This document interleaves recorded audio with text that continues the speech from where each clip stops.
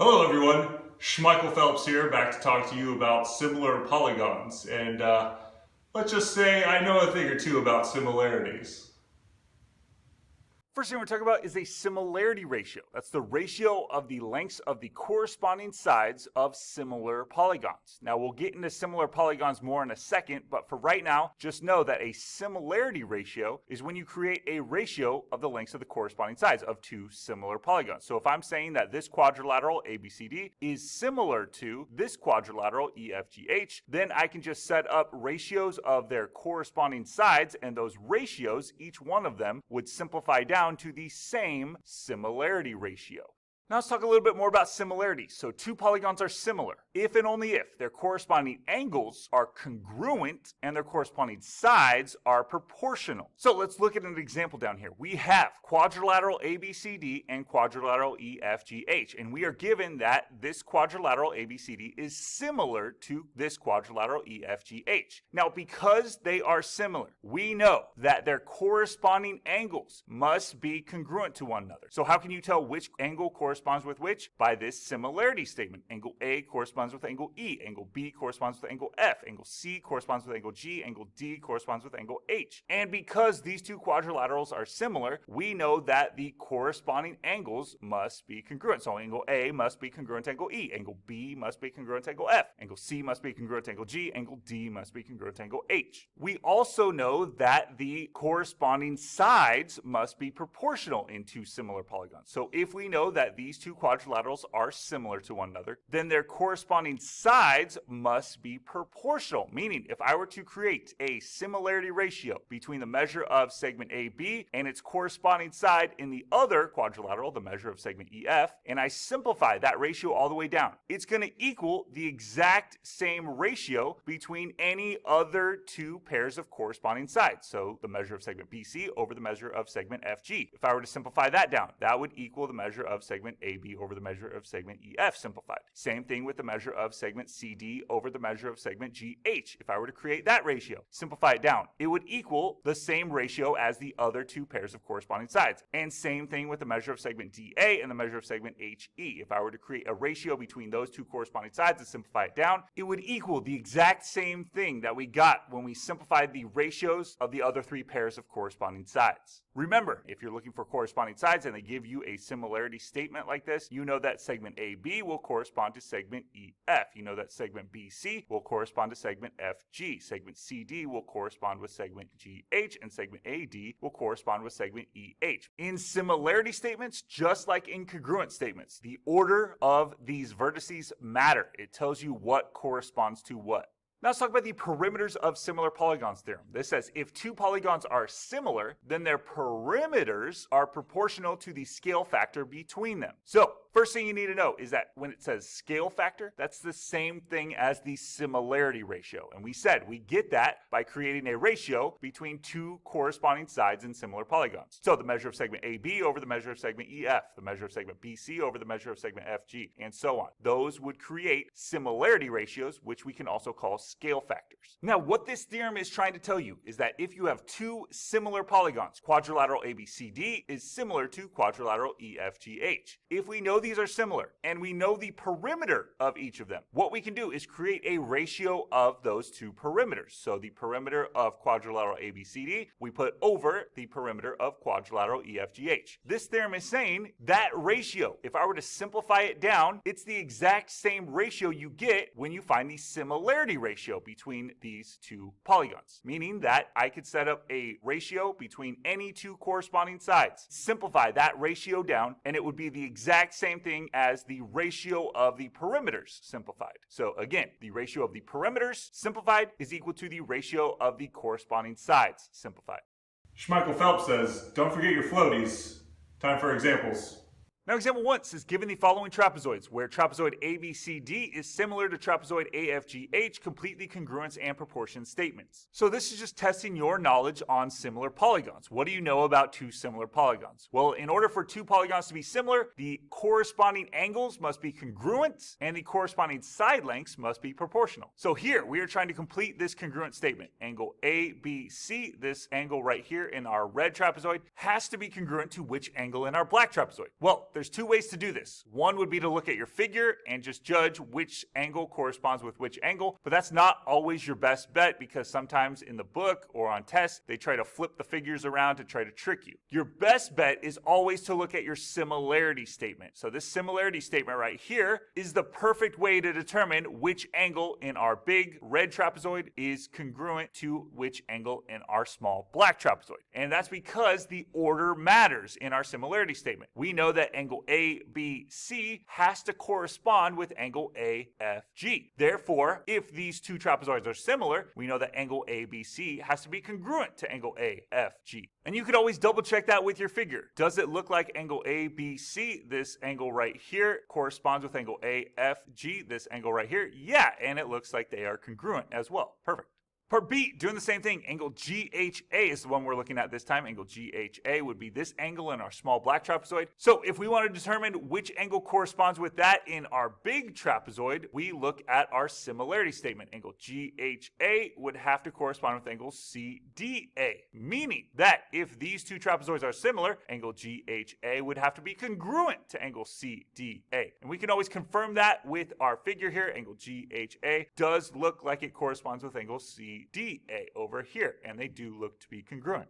Part C, we are now looking at the side lengths of our similar figures, our similar polygons. We have shown that the corresponding angles in similar polygons have to be congruent, but the corresponding side lengths have to be proportional. So we look at our similarity statement to help us fill out this proportion. The measure of AB, yes, that corresponds with the measure of AF. So then we just have to figure out what side length corresponds with BC. So the measure of segment BC has to correspond with the measure of segment FG because these are the two middle vertices over here. These would be the two middle vertices over here. Remember, order matters. We can always look at our figure to make sure this makes sense. The measure of AB would be the left side of our big trapezoid over the measure of AF, which would be the left side of our small trapezoid. Yes, those correspond with one another. Has to equal the measure of BC, which is the top of our big trapezoid, over the measure of FG, which is the top of our small trapezoid. Yes, these two sides correspond with one another. Perfect. Part D, we're again filling out a proportion, and that's because the corresponding side lengths of similar polygons are proportional. So we look at our similarity statement to help us fill this out. The measure of GH, does that correspond with the measure of CD? Yes, it does, so that makes sense. That has to equal blank over the measure of AD. So what segment over here would correspond with the measure of segment AD? That would be the measure of segment AH, because, remember, order matters. And we can always look at our figure to make sure this makes sense. GH, the right side of our small trapezoid, over CD, the right side of our big trapezoid. That's why those are corresponding with one another. Has to equal AH, the bottom of our small trapezoid, over AD, the bottom of our big trapezoid. Yes, those two correspond with those two. Perfect. Do like I do and do your best in case you fail. You try. Okay, doing the same thing here. Remember, we want to look at our similarity statement and we can always double check with our figures. So angle ZYX has to be congruent to which angle? So angle ZYX would have to be congruent to angle NML. Remember, order matters. We look at our figure and we can see that the triangles do not have the same orientation. They're not facing the same way. So yes, they are trying to trick you here, which is why it's important to use our similarity statement. So angle ZYX right here, does that look to be congruent to angle NML down here? Yeah, those look to be congruent, so we can move on to the next one. Part B, angle LNM has to be congruent to which angle? So we look at our similarity statement, angle LNM would have to be congruent to angle XZY. And we look at our figure to make sure that makes sense. Angle LNM, this angle right here, yeah, that would have to be congruent to angle XZY over here. Perfect. Now let's look at the side lengths. So again, we want to use our similarity statement whenever possible. The measure of XY over the measure of LM, yeah, those correspond with one another, has to equal the measure of YZ over, which one corresponds with that over here? That would be the measure of MN. And we look at our figure to make sure that makes sense. Segment XY, that corresponds with LM. Yes, the small legs. And then YZ looks like the hypotenuse if this were a right triangle. Does that correspond with the hypotenuse over here? Yeah, MN. Perfect. Then we have NM over ML has to equal what over YX? So we check our similarity statement first. NM over ML. Oh, that's interesting. It's using two segments in one triangle in our first ratio. So it has to be two segments in the other triangle in our second ratio. So in our denominator, we see that ML corresponds with YX. So in our numerators, NM over here, NM would have to correspond with ZY. We are done. Now, example 2 says determine if the following polygons are similar. Justify your answer. So, to determine if two polygons are similar, you either need to show that all pairs of corresponding angles are congruent or all pairs of corresponding side lengths are proportional. Well, here we're only given side lengths, so it looks like we're going to do that one. So what we're going to do is we're going to create an extended ratio with each pair of corresponding side lengths and see if when we simplify them all down that the ratios come out equivalent. So, let's set up a ratio with the corresponding side lengths. It looks like the measure of segment JK over here corresponds with the measure of segment ON over here. The measure of segment JL down here corresponds with the measure of segment OM right here, and the measure of segment KL corresponds with the measure of segment MN. We then plug in what each of those side lengths are equal to, and now we have created an extended proportion with each pair of corresponding side lengths. We can then simplify each of these ratios. Here we divide each of these by 2, here we divide each of these by 3, here we divide each of these by 4. When those simplify down, we end up getting 3/2 is equal to 3/2, which is equal to 3/2. They have the exact same similarity ratio. Therefore, each pair of corresponding side lengths is proportional, meaning these two triangles must be similar to one another. Don't forget that when you write your similarity statement, order matters. So make sure you match up the corresponding vertices. As Schmeichel Phelps always says, when you're winning at life, you're the best at what you do. You try. Okay, doing the same thing here, we are again given corresponding side lengths, so we need to create an extended proportion with those corresponding side lengths to make sure that they come out to the same similarity ratio. So let's set up an extended proportion with the corresponding side lengths. We know that the measure of segment AB over here corresponds with the measure of segment EF. The measure of segment BC up here corresponds with the measure of segment FG up here. The measure of segment CD over here corresponds with the measure of GH over here. And the measure of segment DA down here corresponds with the measure of segment HE over here. Now we can just substitute in what each of those measures are equal to in this extended proportion. We can then simplify each ratio and determine if, in fact, each pair of corresponding side lengths is proportional to one another. If they are, then we know that these two quadrilaterals would be similar to one another. So if I were to simplify each of these ratios, they're not all equal. Therefore, these two quadrilaterals would not be similar to one another.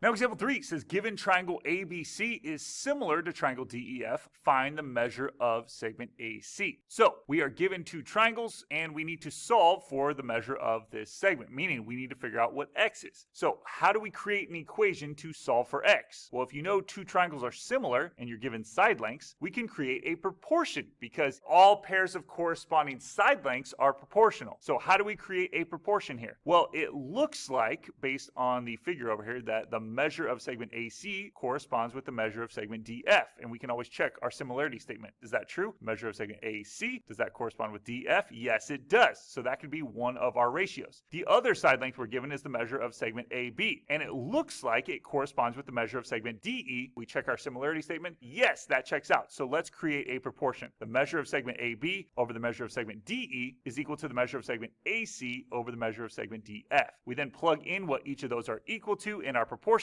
and now we can solve for X. So how do we solve a proportion? We use the cross product property. So we multiply across and set the two products equal to each other. I'm going to take 20, multiply it to 3x minus 2. I'm going to take 7 and multiply it to 6x plus 8. Now remember, because we're multiplying 7 times the quantity, 6x plus 8, and 20 times the quantity, 3x minus 2, we have to distribute each of those values. So I'm going to take 7, multiply it to the 6 and to the 8. I'm going to take 20, multiply it to the 3x and to the negative 2. I can then solve for X by subtracting 42x from both sides, adding 40 to both sides, and dividing both sides by 18. And I get X is equal to 16/3. We're going to leave it like this for right now because we don't want to round too early. If we round too early and then plug that in, we're going to get the wrong answer. So what are we trying to find here? We're trying to find the measure of segment AC. The measure of segment AC is 6x plus 8. And I just found X. So I'm going to take that 16/3 that I found X to be, plug it in for X here, simplify, and I end up getting the measure of segment AC is equal to 40 feet. You know, I recently saw this very inspirational movie, and I want to share with you what they said. They said, just keep swimming. You try. Okay, doing the same thing here, except this time I'm given two quadrilaterals that are similar to one another. So if I'm given two similar polygons and I'm finding a side length, what I need to know is that the corresponding side lengths of similar polygons are proportional. So I'm going to set up a proportion to solve for our side length over here, the measure of segment EF. I need to find that Y. So how do I do this? Well, it looks like the measure of segment EF, they don't give us the corresponding side length over here. But you need to check more closely. When we're setting up our proportion, we use our similarity statement, and we see that the measure of segment AB right here actually corresponds with the measure of segment EF in our other quadrilateral. So when we set up our proportion, it's going to be the measure of segment AB over the measure of segment EF is equal to the measure of segment BC over the measure of segment FG, because those are the other two pair of corresponding sides that we're given. Now we can plug in what each of those measures are equal to, and we can solve for Y. So how do we solve this for Y? To solve a proportion, you use the cross product property. We're going to multiply across and set the two products equal to each other. So remember, when you're multiplying 6 times the quantity, 5y minus 4, and 9 times the quantity, 3y minus 1, you have to distribute. So 6, we're going to distribute to the 5y and to the negative 4. 9, we're going to distribute to the 3y and to the negative 1. We can now solve this for Y. I'm going to subtract 27y on both sides. I'm going to add 24 to both sides. I'm going to divide both sides by 3, and I get y is equal to 5. But I'm not done. I want to find the measure of segment EF. The measure of segment EF we see is equal to 3y minus 1. So I take the y that I found, plug it in, simplify, and I get that the measure of segment EF is 14 inches. Remember to use the units that we were given over here.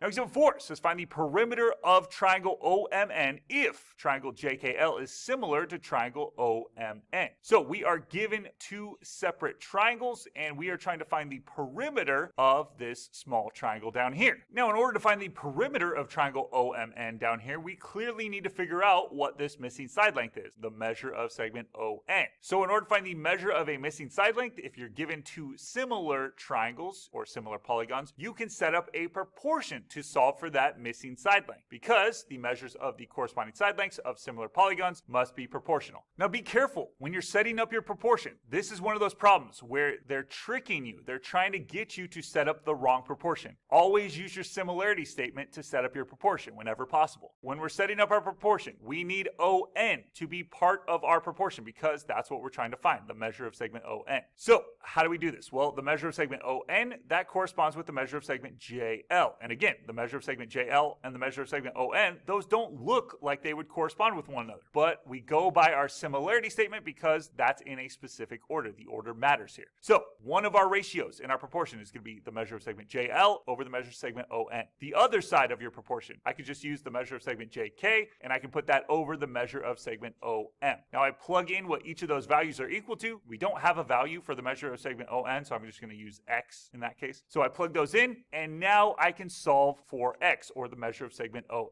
How do I solve a proportion? I use the cross product property. So 4 times X, I'm going to set that equal to 2 times 6. I then divide both sides by 4 to solve for X, and I get X is equal to 3. But this is not what I wanted to find. I found the measure of segment ON, that's 3 centimeters. But that's not what the question was asking. It's asking us to find the perimeter of triangle OMN. So to find the perimeter of this triangle, I just have to add up all the side lengths. So if I add up all the side lengths of this triangle, I get that the perimeter of triangle OMN is equal to 8 centimeters. And I'm done. Time to go for the bronze. You try.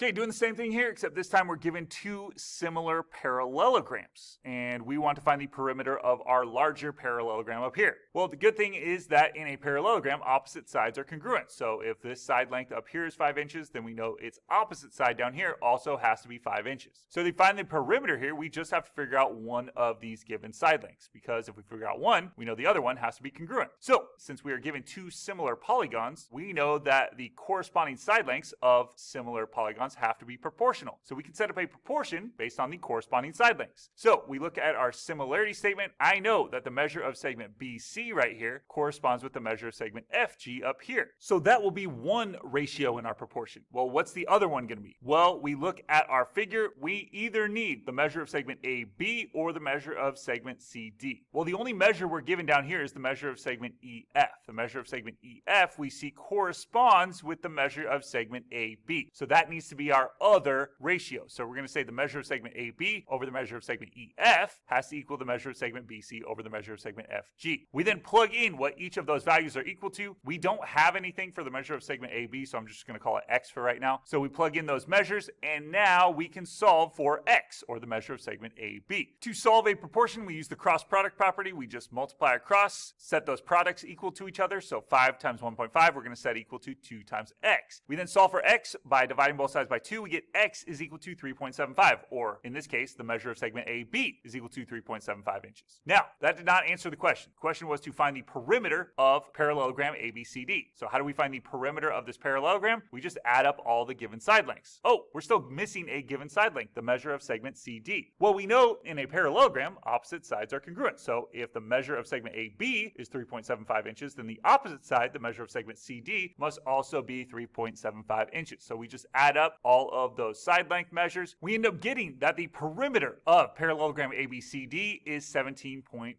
inches. So that is our answer. Done.